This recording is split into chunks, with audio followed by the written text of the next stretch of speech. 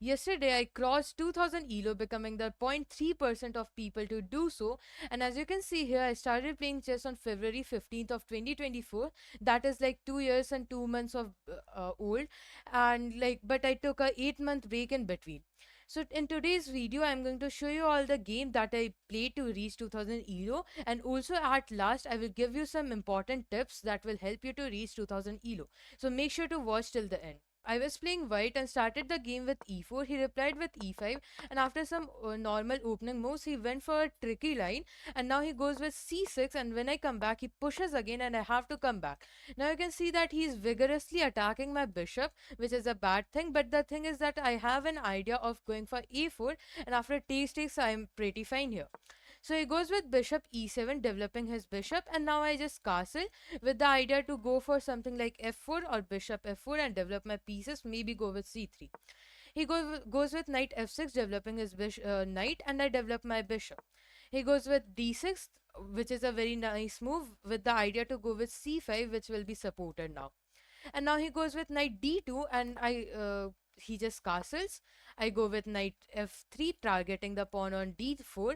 And now the idea of d3 d6 comes into the play, because now c5 is the main idea to protect the pawn on there. So he plays c5, and now you can see that he has a very, very, very good pawn structure. Is he what he is having? So I went with e4, targeting the pawn structure, trying to ruin it. Of course, he would, like, if he takes, I can just take back, and I have a wonderful position.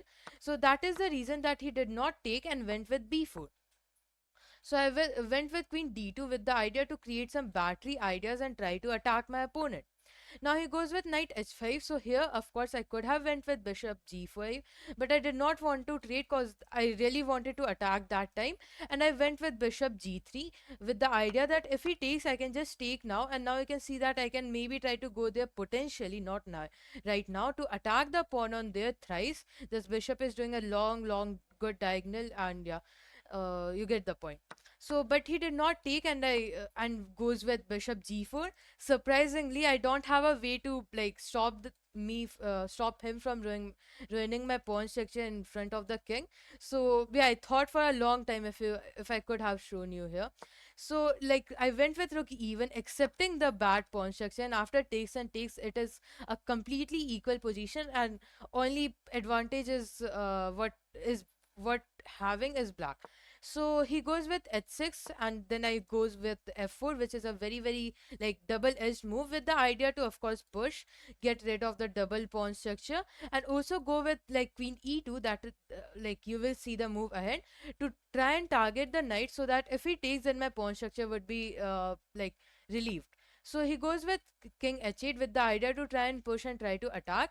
I go with queen e2 as I said earlier, and now you can see that the knight is attacked. Of course, if he could have moved back, I can just push and push, and then this knight will be so much like attacked vigorously. So he just took my bishop on g3, and after takes and takes, now you can see that I have a wonderful, wonderful pawn structure. Like I mean, it looks so good. He goes with queen d7, and now I go with e5, which is which is a bit of a mistake with the because after but what I thought here, that if he took, I can just take, and now the pawn is attacked. I could have even taken back with the queen, and then I still have some good ideas to attack.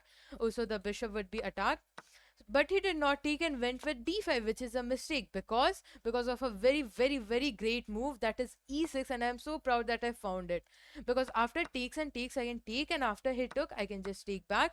And now you can see that the pawn as well as the bishop both are attacked at the same time, so he can just protect once. I mean, he can go there, but still he will be losing a pawn. He saves up his bishop. I just take, attacking the rook. The rook moves away, trying to trade off. I double up, and now this is a grinding endgame, is what I should say. And I was up like 3 pawns now, and this is just easy victory. I just came here, blocked the rook's ideas, and now he just went there. This you can remember that the bishop is attacked by the rook. I go there, he goes there, I come back, and now you can see that he goes there trying to attack my pawn on g3. For a split second, I actually panicked here that how can I protect this? But then I saw that what? The bishop is just hanging, bro, and I just took, he just resigned, and that is the way I reached 2000 elo.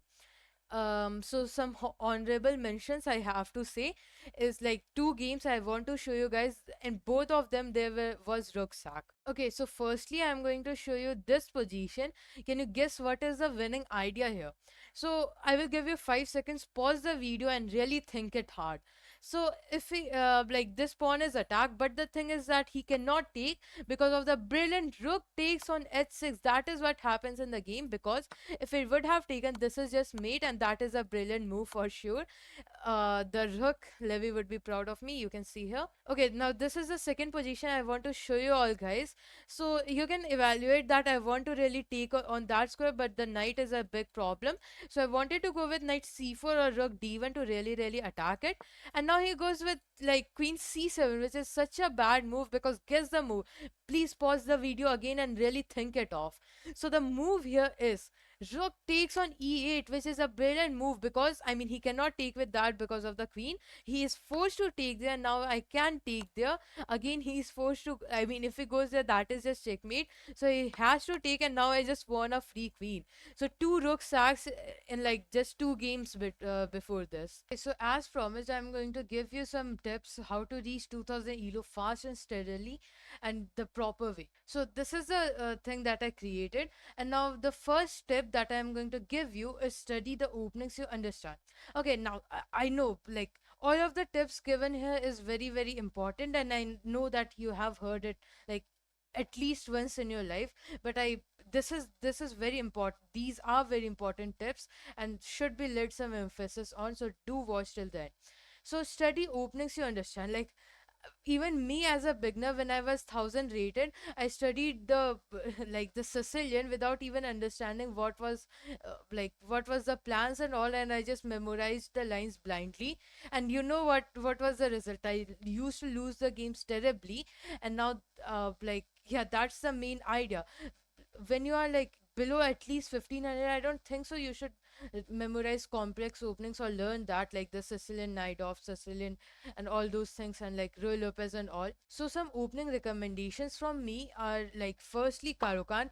Like I don't know, but Karokan has helped me. Like Karokan is the thing that made me reach to the to 2000 elo. Like till 1800 I played only Karokan and nothing else, like from 1100 to 1800. So it is a very simple opening to learn, and you can watch a Levy video. And yeah, and for as white, there are two main openings that I want to recommend. That is the London system if you are a d4 player, or the Italian game if you are a e4 player. Now, moving on to the second tip, that is improve your middle games by playing longer time controls. Like the main thing here is to play longer time controls, because like it is very important. And like if you want to improve your middle games, you have to play longer time controls. That's the only way. If you play bullet, you are not gonna like your middle game is not gonna improve. That's a simple thing. So please play longer time controls. Take my word and please follow that, and you will see some crazy results. Now improve your endgames by using the endgame feature on chess.com. Okay, so I mean it does not matter, right? If you play the openings good, if you play the middle game good, and you have gotten a very good position, like really good position, but then you lose here, so that doesn't matter, right? So you have to improve your end games. People don't lay some emphasis on the end games. They don't, like they just learn the openings and then the middle games and never think about the end games, but you have to learn it. And the only good way to learn it by using the end game feature on chess.com. Now moving on to the fourth point, analyze every game, especially the losses. Okay, I know you have heard this like a million times, but this is like still very important tip. And like you also have to know how to properly analyze it. I will recommend this video of Red Panda Chess. Will link it in description, so do watch it. He really tells how to analyze your chess games the proper way. So yeah, like you get to know what you are doing wrong by playing that, and in the next game you will improve that. That is the main motive of analyzing your every game. Okay, now moving on to the fifth point and the last point, but a very important point is left in the last, that no need of coaching or paid courses. I mean, I don't know why people take courses at like below 2000 elo, man. I have never taken a course or something like that. There are so many free resources on YouTube, like people like Jack Sark. I would also like to recommend this video of Jack Sark, like how I gained 2200 elo in just 2 years. This also motivated me a lot back then. And like people like Gotham Chess, Anna Kramling, Alicia Senetamaro, and all those things. Sorry if I pronounce that name wrongly, but yeah, so many good content. And honorable mention Daniel Narodowski. Thank you so much for that, and his like contributions are great. And yeah, may he rest in peace. Okay, now moving on to this last and the most important point. I don't think so anyone can reach 2000 elo or above that without this point. That is the, like, have fun, man. If you don't have fun, you are not gonna achieve anything in life. Like, you have to have fun to get it. And like, this is very very important. Like, to have fun, of course, you can watch some funny chess content on YouTube. I can recommend Crosschains chess channel. He is a very good entertainment channel of chess. And like, don't take chess like so seriously. I mean, it will just burn you out. And play don't play much chess too. Like, play limited games, but don't play much less too. Play like 2 to 5 rapid games a day. So yeah, just have fun is the very important thing. Also, I will link all the channels in the description that I think will help you to improve. Do check it out. Also, I stream on Twitch like most of the days.